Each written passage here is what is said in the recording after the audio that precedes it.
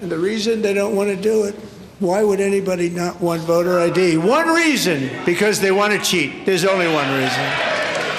They make up all excuses. They say it's racist. They come up with things. You almost say, what imagination they have.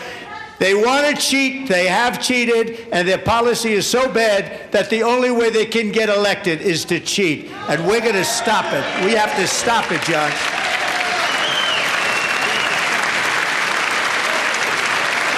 As this moment unfolds, Donald Trump addresses a charged crowd on issues that have long shaped national debate: immigration enforcement, election integrity, and federal authority. These topics sit at the center of ongoing political and legal disputes across the United States, where policy language often carries both legal implications and symbolic weight. Understanding what's being said and what's being implied is essential to evaluating the broader political message behind the applause and reactions you're about to hear.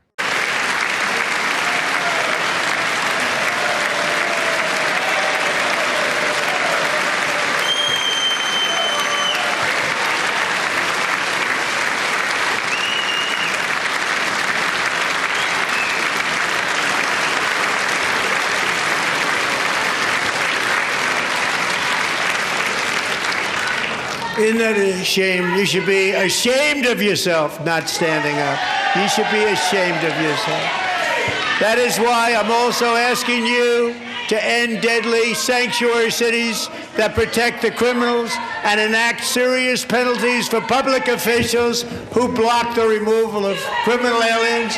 In many cases, drug lords, murderers all over our country, they're blocking the removal of these people out of our country, and you should be ashamed of yourself.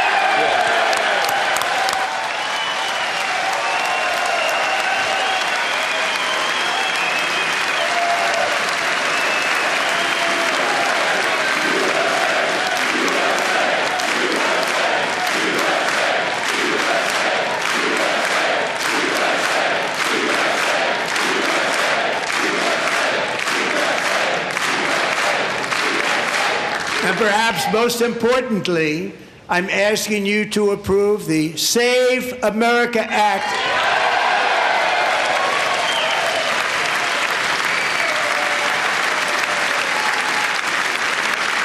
To stop illegal aliens and others who are unpermitted persons from voting in our sacred American elections. That cheating is rampant in our elections. It's rampant. It's very simple. All voters must show voter ID.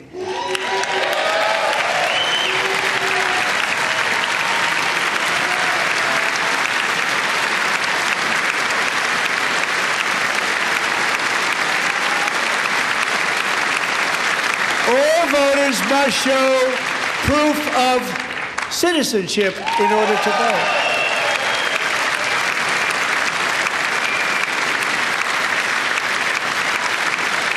And no more crooked mail-in ballots except for illness, disability, military, or travel. None. And this should be an easy one. And by the way, it's polling at 89%, including Democrats. 89%. At this point, it's important to separate rhetoric from verifiable policy realities. Claims about widespread voter fraud have been extensively investigated by courts, state officials, and bipartisan election authorities, with most concluding there is no evidence of large-scale fraud affecting outcomes. However, debates over voter ID laws remain active in U.S. politics, with supporters arguing they protect election integrity and critics warning they may restrict access for certain voters. The key question for viewers is this: when political leaders frame issues in absolute terms, are they simplifying complex policy debates or shaping public perception strategically?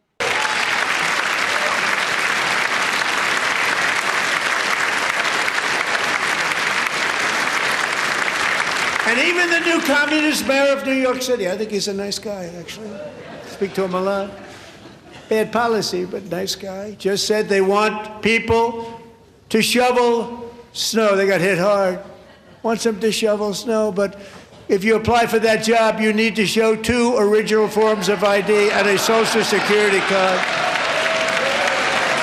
Yet they don't want identification for the greatest privilege of them all, voting in America. No, it's no good. No good. Both Republicans and Democrats overwhelmingly agree on the policy that we just enunciated. And Congress should unite and enact this common sense, country-saving legislation right now, and it should be before anything else happens.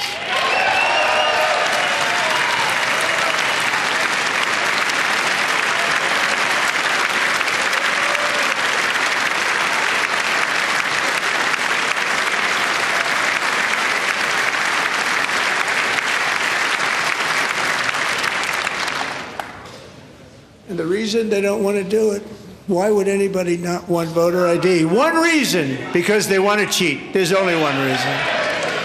They make up all excuses. They say it's racist. They come up with things you almost say, what imagination they have. They want to cheat. They have cheated. And their policy is so bad that the only way they can get elected is to cheat. And we're going to stop it. We have to stop it, John.